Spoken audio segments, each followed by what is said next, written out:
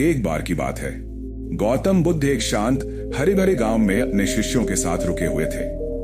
हर दिन वहां लोग दूर दूर से आते, उनसे जीवन, दुख, समाधान और आत्मज्ञान पर प्रश्न पूछते और उनके वचनों में उत्तर तलाशते।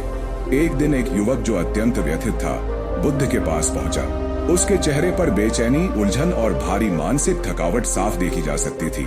उसने बुद्ध को प्रणाम किया और लगभग टूटे हुए स्वर में बोला, भगवान, मैं बहुत परेशान हूँ। मेरा किसी भी काम में मन नहीं लगता, कुछ करने का उत्साह ही नहीं बचा।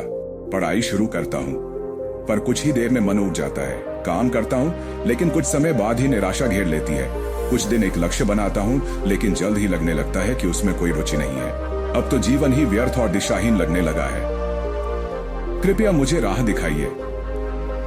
बुद्ध शांत थे, उनके चेहरे पर करुणा की गहरी झलक थी।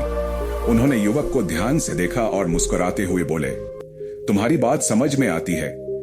मन का भटकाव और जीवन में उत्साह का अभाव सामान्य बात है, लेकिन इसका उत्तर सिर्फ बातों से नहीं मिलेगा। तुम्हें कुछ अनुभव करना होगा। चलो एक कार्य करो और उसी में तुम्हारे प्रश्न का उत्तर छिपा होगा। बुद्ध ने पास में रखा एक मिट्टी का कटोरा युवक को सौंपा और कहा, तुम इस कटोरे को लेकर पास के जंगल में जाओ। वहां एक जलकुंड है, वहां से इस कटोरे में पानी भरकर वापस मेरे पास लाओ। लेकिन ध्यान रहे, इस पूरे रास्ते में पानी की एक भी बूंद कटोरे से नीचे नहीं गिरनी चाहिए। यह सरल कार्य लगता है, लेकिन सावधानी चाहिए। युवक थोड़ा हैरान हुआ, पर चूंकि वह समाधान की तलाश में था, उसने बिना सवाल किए बुद्ध की बात मान ली। वह कटोरा लेकर जंगल की ओर चल पड़ा। जलकुंड वहां से थोड़ी दूरी पर था, लेकिन रास्ता एकदम सीधा नहीं था। कहीं कहीं मिट्टी गीली थी, कहीं पथरीली जमीन थी और कहीं सूखे पत्तों की चादर बिछी हुई थी।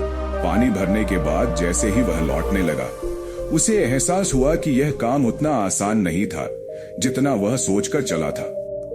हर कदम बहुत सोच समझकर उठाना पड़ रहा था। थोड़ा सा भी असंतुलन होता तो पानी छलकने लगता। उसे पूरी एकाग्रता, ध्यान और संतुलन की आवश्यकता थी। धीरे धीरे वह अपने वातावरण से कट गया। न कोई आवाज सुनाई दे रही थी, न जंगल की सुंदरता आकर्षित कर पा रही थी। उसका पूरा ध्यान बस उस कटोरे पर था कि कैसे उसे संतुलित रखा जाए और पानी न गिरे। काफी समय बाद वह वापस बुद्ध के पास पहुंचा। उसके चेहरे पर थोड़ी थकान थी, लेकिन संतोष भी था। कटोरे में पानी पूरा भरा हुआ था, एक बूंद भी नहीं गिरी थी। बुद्ध ने कटोरे को देखा, फिर युवक की आंखों में झांका और पूछा, तो बताओ, जब तुम यह कार्य कर रहे थे तब क्या तुम्हारा मन कहीं और गया? क्या तुमने जंगल की सुंदरता देखी, पक्षियों की आवाज सुनी या अपने मन की बेचैनी के बारे में सोचा? युवक ने सिर हिलाते हुए कहा, नहीं भगवान, मैं कुछ और सोच ही नहीं सका।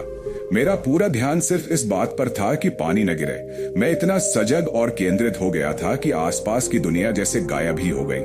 बुद्ध मुस्कुराए और गूढ़ स्वर में बोले, यही तो जीवन का रहस्य है। जब तुम किसी भी कार्य में पूरी तरह उपस्थित होते हो, न शरीर से ही नहीं बल्कि मन और आत्मा से भी, तब तुम्हारा मन स्वयं उसी कार्य में रम जाता है। तब मन भटकता नहीं है, बोरियत नहीं होती और हर क्षण अर्थपूर्ण लगता है। मन का न लगना इस बात का संकेत है कि तुम कार्य को केवल यांत्रिक ढंग से कर रहे हो। न तुम्हारा ध्यान है, न आत्मीयता। उन्होंने आगे कहा, लोग सोचते हैं कि काम बदल देने से मन लग जाएगा, कोई नई दिशा, नई जगह, नया रिश्ता या नया लक्ष्य।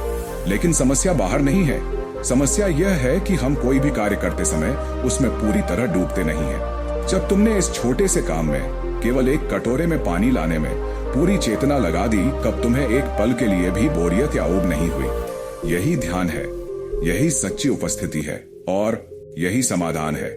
युवक गहराई से बुद्ध की बातों को सुन रहा था। वह अब पहले की तरह बेचैन नहीं था। उसके भीतर जैसे कुछ बदल चुका था। उसे समझ में आ गया था कि जब तक वह किसी काम को पूरी जागरूकता, समर्पण और सतर्कता से नहीं करेगा, तब तक मन कभी भी स्थिर नहीं करेगा। जीवन की सच्ची शिक्षा। गौतम बुद्ध की इस छोटी सी कहानी में एक बहुत गहरी बात छिपी है। जीवन में जब हमारा मन किसी काम में नहीं लगता, तो हम अक्सर सोचते हैं कि वह काम ही गलत है। हम उसे बदलना चाहते हैं, लेकिन सच यह है कि काम को नहीं, अपने दृष्टिकोण को बदलने की जरूरत होती है। किसी भी कार्य को करने का तरीका अगर ध्यानपूर्ण हो, पूरी चेतना से किया जाए, तो साधारण से साधारण कार्य भी ध्यान का अभ्यास बन जाता है।